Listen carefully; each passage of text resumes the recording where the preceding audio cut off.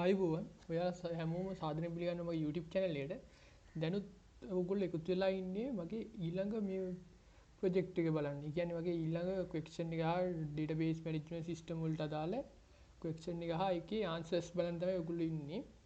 දැන් අපි බලමු අපේ ඊළඟ question එක මොකක්ද දීලා. ඉතින් අපේ ඊළඟ question එක. ඒකේ තියෙන්නේ කෑගල්ලු මහාවිද්‍යාලයේ ඒගොල්ලන්ගේ data තියාගන්න ඒගොල්ලන්ට ඕන වෙලා තියෙනවලු software. ඒකේ software එකේ ඔබට තමයි තියෙන්නේ මේ database එක හදන්න.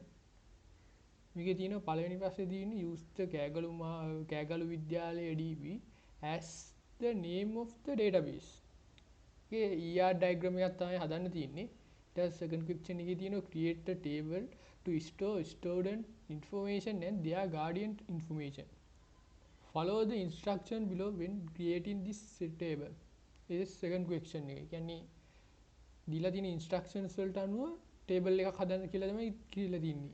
ඊට පස්සේ third question එකේ තියෙනවා name the relationship between the two tables student and guardian that you step up above, marking it and in the ER diagram you create.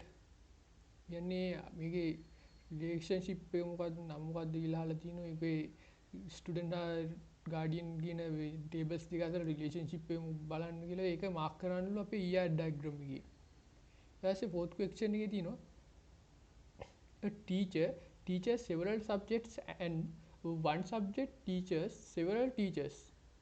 Create a teacher and subject table using the appropriate relationship. Follow the instruction below. Create this table. Create an ER diagram. කියන්නේ කියලා තින්නේ teacher කෙනෙක්ට subjects ගොඩක් තියෙන්න පුළුවන්. එක subject එකකට ටීචර්ස්ලා ගොඩක් තියෙන්න පුළුවන්. කියන්නේ ඒකේ රිලේෂන්ෂිප් එක මුලින් කියලා තියලා තියෙනවා.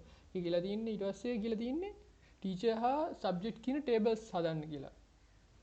මම මේකදී යූස් කරන්නේ MySQL workbench වල ER diagram අඳින විදිය. ඒක අපි මුලින් බලමු ER diagram එක අඳින්නේ කොහොමද කියලා. මුලින් ෆයිල් කියන එක උඩ ක්ලික් කරලා new model කියන එකට යන්න ඕනේ. new model කියලා ආවම මෙතන එනවා MyDB කියලා. ඒක අපි ඩබල් ක්ලික් කරපුවාම අපිට ඒක හදාගන්න පුළුවන් අපිට කැමති database name එකක්. අපිට තිබ්බේ කෑගල්ලු විද්‍යාලය DB කියලා.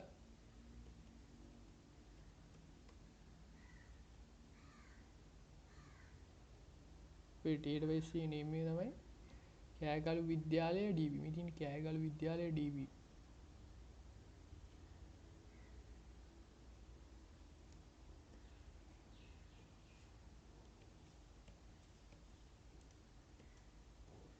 දැන් අපි අපේ database එක හදාගෙන ඉවරයි. ඉතින් කෑගල්ලු විද්‍යාලය DB.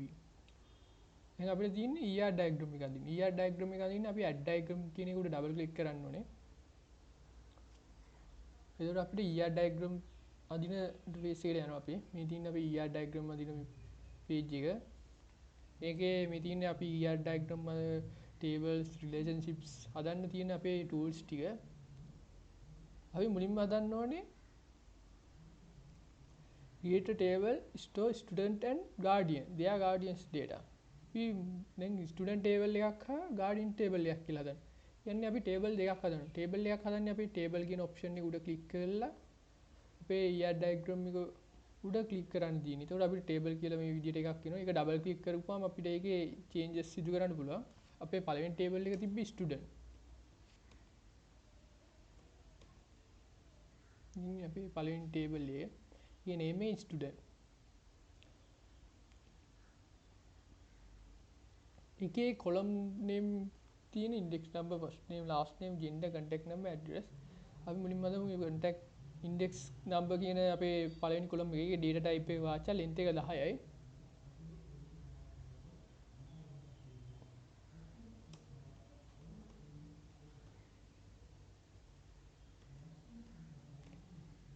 ඒකේ data type එක වාචා length එක 10යි. දැන් හදාගත්ත මෙතන data type එකේ වාචා length එක 10 කියලා හදාගත්තා. දැන් ඊළඟට තියෙන්නේ first name last name කියන column දෙක. ඒකේ data type එකේ වාචා length එක 45 තියෙන්නේ. අපි මම දැන් මේ columns දෙකම හදා ගන්නවා.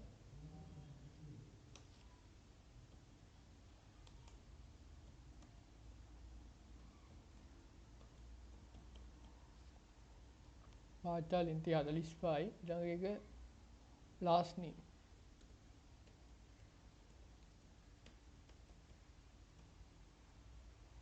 මේකේ data type එක වාචා length එක 45 මේ විදිහට අපි බලා ගන්න පුළුවන් ඊළඟ column එක තමයි gender and contact number කියන columns ටික gender contact number එකේ length එක 10යි දෙකේම data type එක වාචා මම දැන් මේ දෙකම හදනවා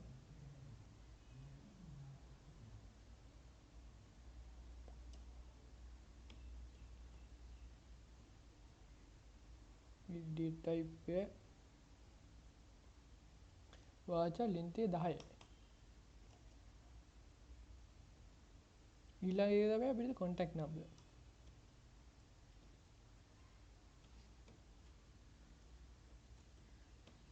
ඒකෙත් වාචා length එක 10යි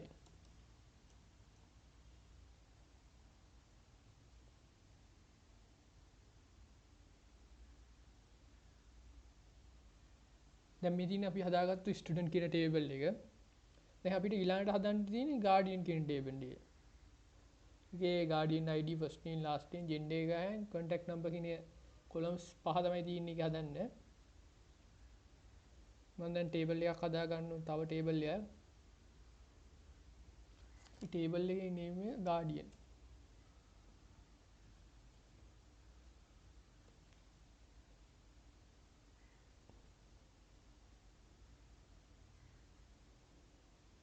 ඉතින් අපි ගාඩියන් කියන ලේබල් එක ඊට පස්සේ ඒක තිබ්බේ මුලින්ම තියෙන්නේ අපිට කොලම් එක තියෙන්නේ ගාඩියන් ID කියන එක. ඒක data type එක වාචා length එක 10යි.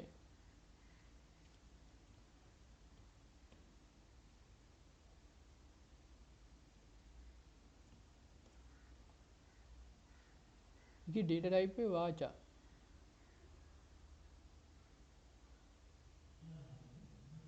length එක 10යි. ඊළඟ කොලම් එකේ තියෙන first name and last name කියන එක. අපි first name and last name කියන columns දෙක හදාගමු.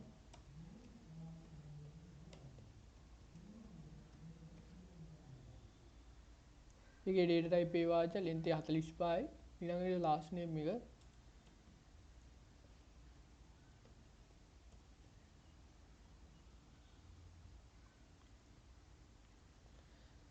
ඒකත් දැන් අපි හදාගත්ත මේ විදිහට. දැන් ඊළඟට තියෙන්නේ gender එක හා contact number කියන columns දෙක හදාගන්න. ඒකේ data type එක වාචා length එක 10 තමයි තියෙන්නේ ඒකේ. අපි මේ gender එක හා contact number කියන columns දෙක හදාගමු.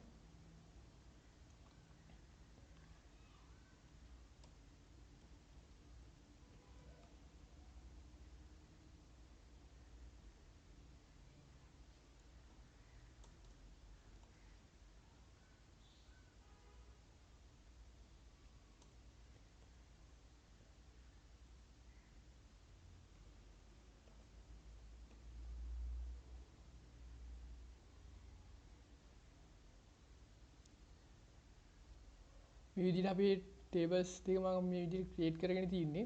ඒක දැන් අපිට ඊළඟ question එකේ තියෙන්නේ name the relation between two tables student and guardian.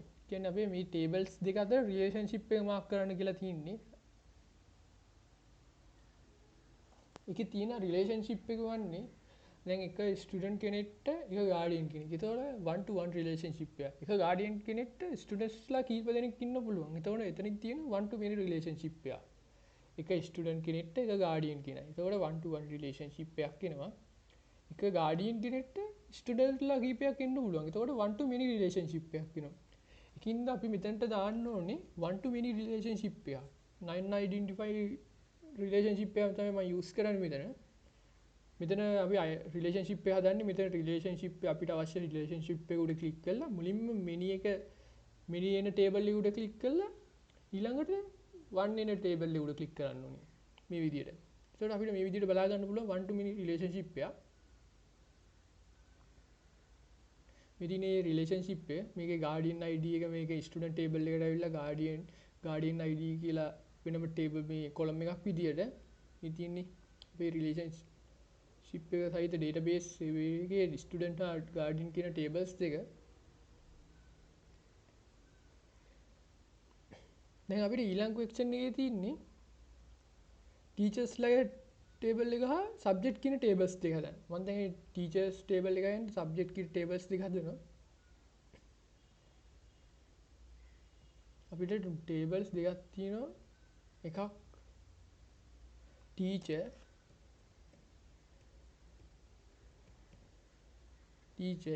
කියන ටේබල් එක. ඉතින් මේ ටීචර් කියන ටේබල් එක අනිත් ටේබල් එක සබ්ජෙක්ට් කියන එක.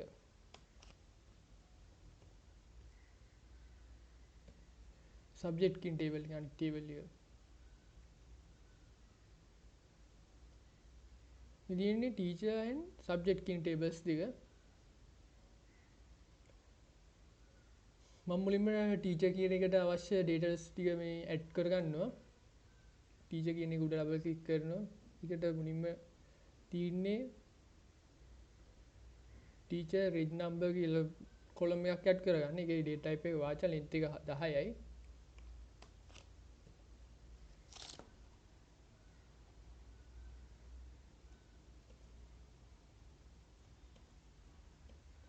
ටීචර් රෙජ් නම්බර් මේ තියෙන අපේ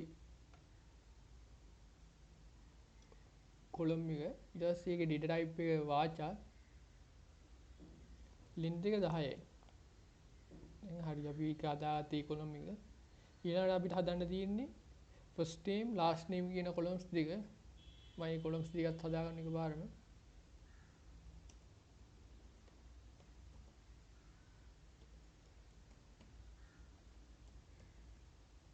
ඩේටා ටයිප් එක වාචා ලෙන්ත් එක 45යි.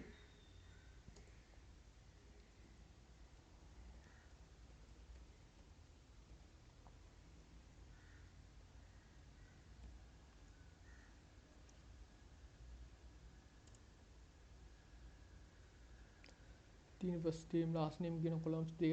ඊළඟට අපිට තියෙන්නේ gender contact number කියන කොලම්ස් දෙක හදාගන්න.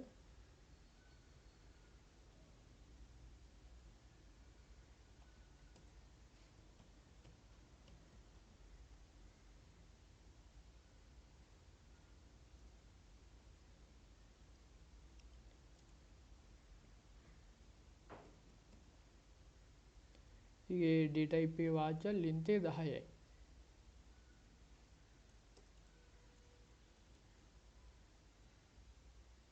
ඊළඟ එක contact number.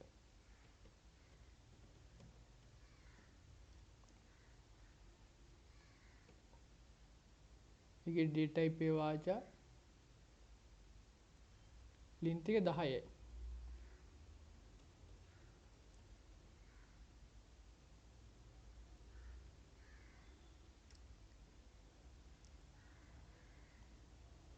ඊළඟට තියෙන්නේ email කියන කොලම් එක ඇඩ් කරගන්න. ඒ ඩේටා ටයිප් එක වාචා ලෙන්ත් එක 50යි. මම ඒකත් ඇඩ් කරගන්නවා.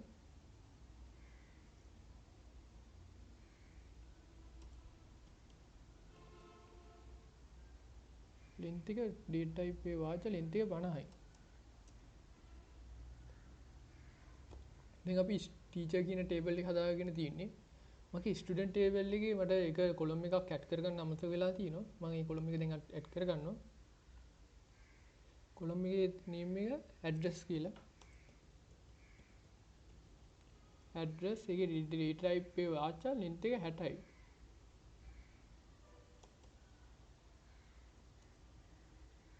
මේ කොලම් එකත් මම ඇඩ් කරගෙන තියෙන්නේ. මේ කොලම් එක මම විදියට උඩට මූව් කරගත්තා. දැන් අපි ස්ටුඩන්ට් ටේබල් එක හා ගාඩියන් ටේබල් එක මේ විදියට කම්ප්ලීට් වෙනවා. ඊට අමතරව අපි ටීචර්ස් ටේබල් එක කම්ප්ලීට් වෙලා තියෙනවා. දැන් අපිට තියෙන්නේ සබ්ජෙක්ට් කියන ටේබල් එක හදන්න. සබ්ජෙක්ට් කියන ටේබල් එකේ තියෙන්නේ කොලම්ස් විදියට තියෙන සබ්ජෙක්ට් ID එක තියෙන වාචා ලෙන්ත් එක 10යි. ඊට පස්සේ සබ්ජෙක්ට් නේම් කියලා එකක් තියෙනවා. සබ්ජෙක්ට් නේම් එකේ වාචා ලෙන්ත් එක 45යි. මම දැන් මේ කොලම්ස් දෙක ඇඩ් කරගන්නවා.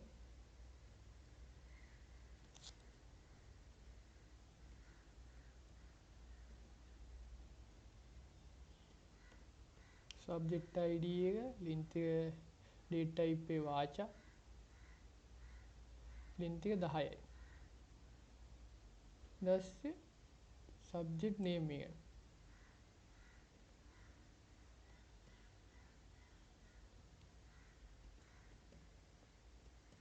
මේ date type එක වාචා length එක 45යි.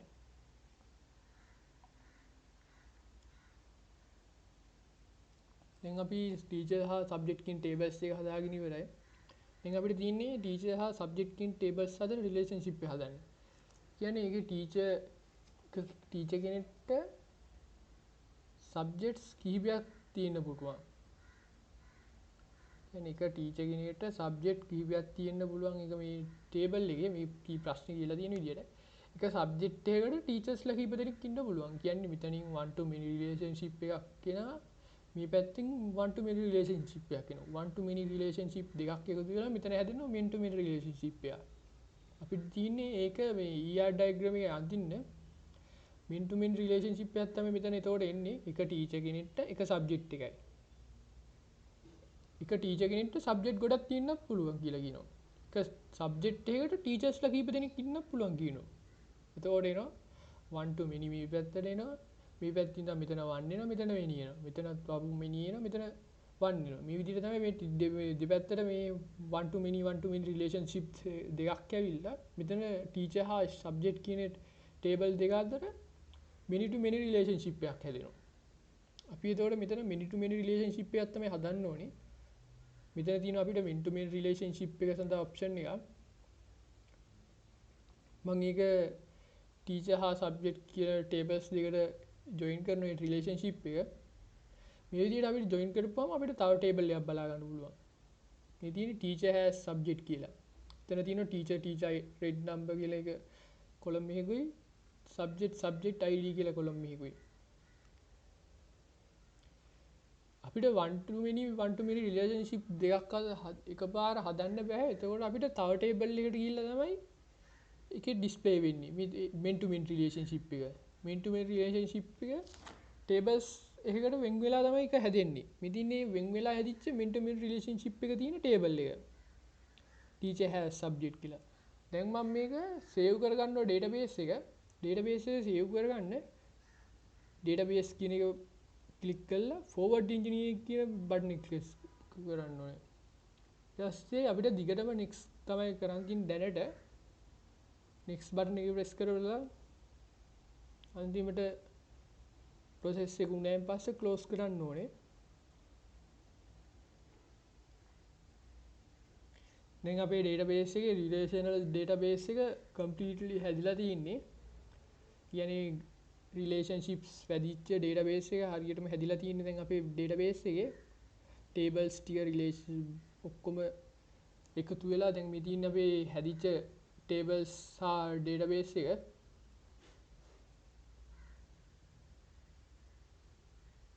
ස්තුතියි වෙලා හැමෝම මේ වීඩියෝ එක බලුවට ඊළඟ වීඩියෝ එකකින් අපි හම්බ වෙමු.